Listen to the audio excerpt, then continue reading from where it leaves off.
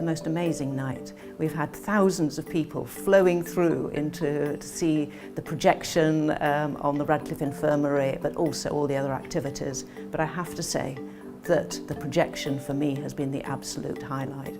It has been such a wonderful experience working with the projection studio with Ross and Karen, and also such an education. So I had no idea the levels of research that went in. So we've worked together, we've supplied the research materials, but they've gone away and done further research on the images. But the amount of effort that Karen has put in to create an authentic Victorian soundscape has been quite mind-blowing for me.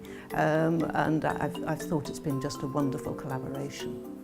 We find it very fulfilling to work with academics. We like it when our work is based in something factual and we're not just creating, amusing effects, but not with any particular reason in mind. So working with academics allows us we learn a lot from this process. We've learnt about medieval history, we've learnt about the Vikings, we've learnt about Victorian diseases. I mean, who knew that there was so much to know? And then what we can do is we can take that literally out into the street and put it in front of a general public in a way that is exciting and in itself is a spectacle. But then what we hope will happen then is that they will be interested enough from what they've seen to then want to know more. And that's when obviously the academics can step in and explain what it is that they've been looking at. As an artist, I find working with researchers to be a really enriching experience. It's possible, I think, as an artist to end up caught in your own world and working with your own ideas of themes. And it's interesting to hear other people's takes, experiences. And what I find really interesting about academic research is that it goes very deep. And it goes to a depth which I think projection and sound is really well placed to be able to explore and present in a way that the public can really engage and connect with what that material actually is. One of the wonderful things about these kinds of events is the way in which you can get to speak to people from all walks of life, who sometimes just wandered off the street, others they booked but know nothing about it. And having to explain your research to people who have really no idea what you might be doing is a wonderful education for you as well as for them. And to see their enthusiasm and also the ways in which they can connect what we're doing to their own lives is really, really fabulous for us and makes it all seem worthwhile.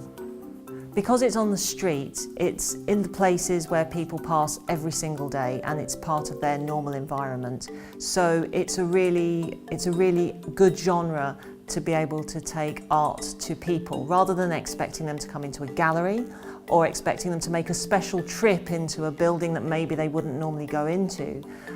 Projects like this enable us to make works that are both in the public domain and also taking material into the public domain that they might not have access to in any other circumstances. So for me, it's a perfect genre with which to enable the public to engage with both art and research at the same time.